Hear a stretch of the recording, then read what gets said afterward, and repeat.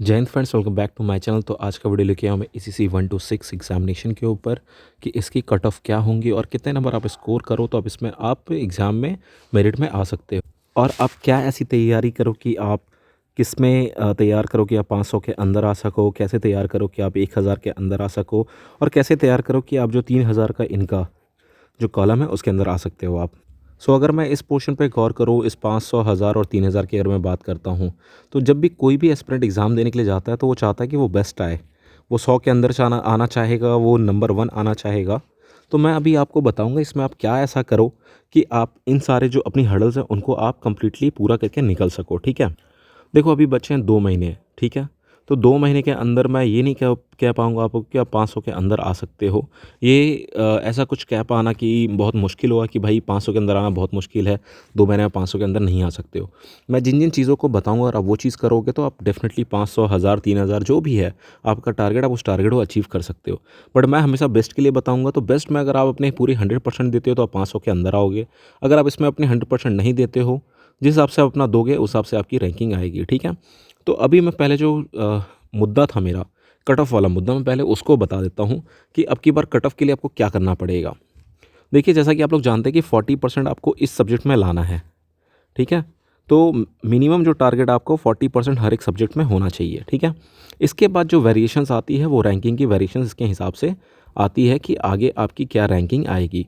But जो basic चीज़ है वो 40% पे सेट है, ठीक है? अब ये 40% पे कैसे सेट है?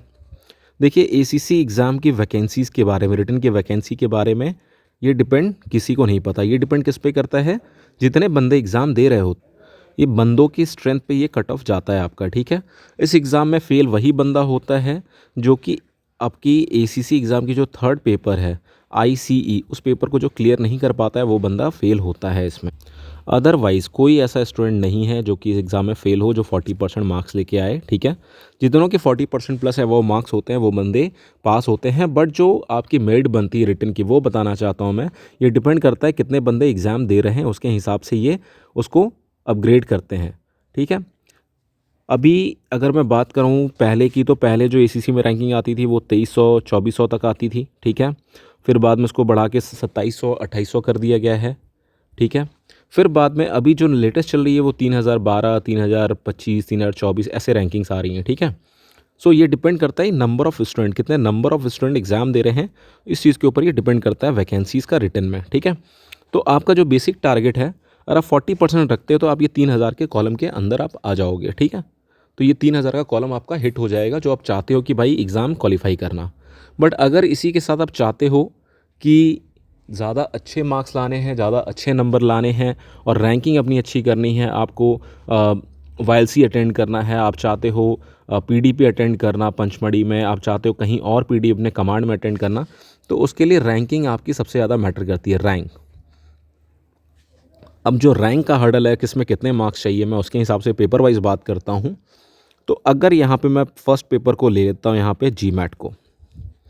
जीमैट में आपको 300 से में कितने नंबर चाहिए आपको, मैं यहाँ पे आपको 3 कॉलम में बताऊँगा। एक जो पहला कॉलम होगा हमारा, जो पहला कॉलम होगा हमारा वो होगा आपके 500 के अंदर आने के लिए। दूसरा मैं 1000 का लिखूँगा और जो तीसरा लिखूँगा वो मैं लिखूँगा पास होने के लिए सिर्फ। मतलब आपका नंबर आने के लिए किस में, रैंकिंग के लिए, ठीक है? सिर्फ रैंकिंग वाली बात यहाँ पे लिखता हूँ मैं। 500 के अंदर आपको इस 300 में आप पेपर दे रहे हो, अगर आपको 500 तक आना है, क्वेश्चन आपके पास होते हैं 150, तो आपको इस 150 में से कम 130 क्वेश्चन आपको करेक्ट करना पड़ेगा, ठीक है?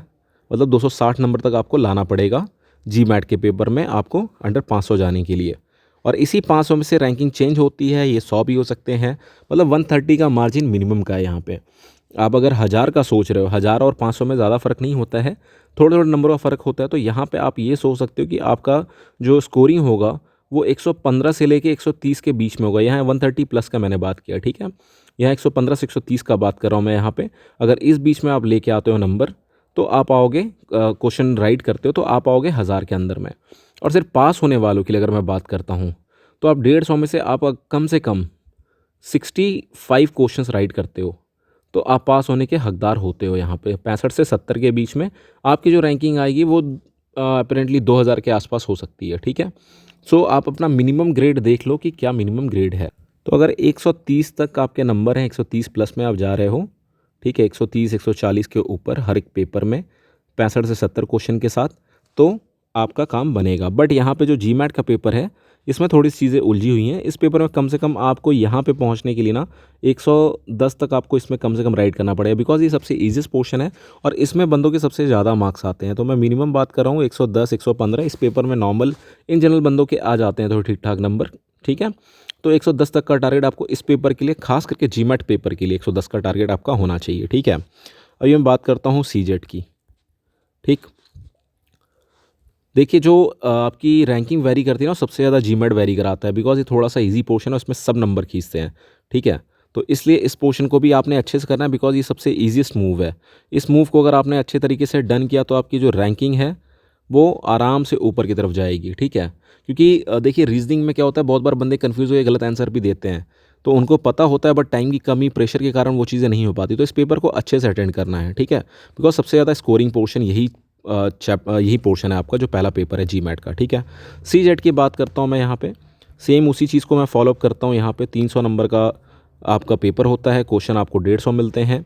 यहाँ के लिए आपको इस पेपर में 120 नंबर कम से कम चाहिए। यहाँ पे 120 क्वेश्चंस आपके, ठीक है, 150 में से 120 क्वेश्चन, तो आप इंटू कर लीजिए, 240 तक आपके नंबर होने चाहिए। यहाँ पे अगर आप सोच रहे हैं कि थोड़ा सा 1000 के अंदर आना है, तो कम से कम आपको 100 क्वेश्चन यहाँ पे करेक्ट करने पड़ेंगे मिनिमम, मतलब 200 के आसपास। और सिर्फ रैंकिंग पास या 2000 तक वाले को अगर मैं बात करूँ यहाँ पे, तो सेम इस वाले में मार्जिन आपका 75 से 80 रहेगा, तो आप 2000 तक जाओगे। और उसके नीचे बिलो में समझ लो आप 70 65 में हो, तो आप 3000 वाले कॉलम में खेलोगे, ठीक है। तो अगर यहाँ पे चलते हैं आप इसके हिसाब से, तो आपके 150 नंबर करीब करीब। अभी चलता हूँ मैं आईसी के ऊपर। आईसी के, देखिए आईसी के बारे में बहुत सारे मिथ हैं, आईसी के नंबर नहीं जुड़ते हैं, आईसी नंबर जुड़ते हैं। तो देखिए, आपको जब बंदा एक चीज़ में अच्छा परफॉर्म करे तो सारों में ही अच्छा परफॉर्म करता है। तो आप ये मान के चलिए आईसी के नंबर जुड़ते हैं, ठीक है।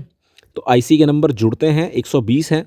तो 120 में से अगर आपको बहुत अच्छा स्कोर करना है, यहाँ पे 120 क्वेश्चन भी होते हैं आपके पास, 120 मार्क्स के, 1 मार्क्स के होते हैं ये पार्ट 1 इसका, ठीक है। पार्ट 1 कर देता हूँ मैं यहाँ पे। और इसमें आपको, अगर आप अच्छी रैंकिंग लाना चाहते हो, तो यहाँ पे आपकी कम से कम 90 प्लस होनी चाहिए यहाँ पे। यहाँ वालों के लिए अगर मैं बात करूँ, तो यहाँ वालों के लिए कम से कम 70 से 80 के बीच में होना चाहिए उनका। और यहाँ वालों के लिए अगर मैं बात करूँ इस पोर्शन के लिए, तो ये कम से कम 65 से 70 के बीच में इनका भी होना चाहिए, ठीक है। ये आएंगे 2000 तक में। और अगर सिर्फ पास होना है, तो पास के लिए मैं बताया था 40%, जो कि होता है आपका 48 प्लस के आसपास, तो आप पास वाले कॉलम में आ जाएंगे।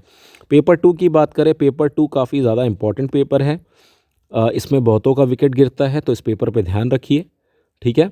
अगर आपको पेपर 2 की क्लासेस लेनी है, तो इस नंबर पे आप कांटेक्ट कर सकते हैं। यहाँ पे आपको क्लासेस भी प्रोवाइड कर दी जाएंगी पेपर 2 के लिए और पेपर 1 के लिए बोथ, ठीक है। अगर इंटरेस्टेड है तो इस पोर्शन में आपको अगर अच्छा करना है, तो 180 में से कम आपको यहाँ पे 140 प्लस जाना पड़ेगा इसमें, या 140 तक। सेम इस पोर्शन वालों के लिए है 120 तक, जो 1000 के अंदर का सोच रहे हैं। जो यहाँ पे आगे के लिए फर्दर और थोड़ा बिलो ग्रेड में जा रहे हैं, इससे आप अपनी अंदाज़ा लगा सकते हैं रैंकिंग के, ये आपका अंदाज़ा क्या निकलेगा। आप अभी हो सकता है मेरे को कमेंट ना करें, बट जब आपके रिजल्ट आ जाएंगे, तो अगर कोई देख रहा होगा तो पक्का वो कमेंट करके इसमें बता सकता है कि उसको हिसाब से मिले हैं कि नहीं मिले हैं नंबर, ठीक है। तो यहाँ पे 120, और यहाँ वालों के लिए वही है कॉलम सेम। अगर आप 180 का 40% देखें, तो आपको 72 मार्क्स चाहिए। तो आप कम से कम मान के चलिए, जिनको 2000 के अंदर आना, उनके कम से कम 100 नंबर होने चाहिए, और बाद बाकी के लिए 72 एंड प्लस का ऑप्शन होता है, ठीक है। बट इसमें अगर आप फेल हो गए, तो पूरी कहानी क्लोज हो जाती है, ठीक है। और ये लास्ट टाइम है, अभी आप जो पढ़ेंगे आपको याद रहेगा, तो मेरे हिसाब से बेस्ट टाइम होगा क्लास लेने के लिए, ठीक है। अगर आप लेना चाहते हैं, तो बाद बाकी अगर आपकी अच्छी है पहले से, तो बेस्ट है।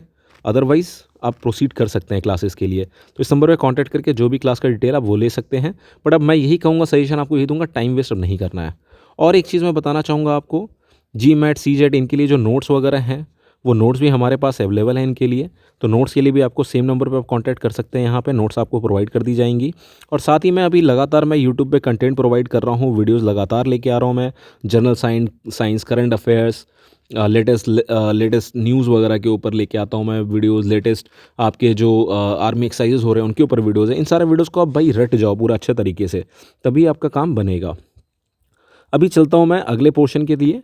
आपका जो एसीटी का पेपर है, एसीटी में क्या है, अगर मैं फर्स्ट पेपर की बात करूँ, तो सेम इसमें भी आपके 300 मार्क्स होते हैं, 150 क्वेश्चन होते हैं। इसमें कितना स्कोर करना पड़ेगा आपको, अगर आप इसके लिए सोच रहे हो तो जो इसमें स्कोरिंग का ऑप्शन है, इसके लिए भी आपका जो स्कोरिंग का ऑप्शन है वो 120 से लेके 130 तक इसमें होना चाहिए, ठीक है। ओके, ये हो गया 500 के नीचे वालों के लिए।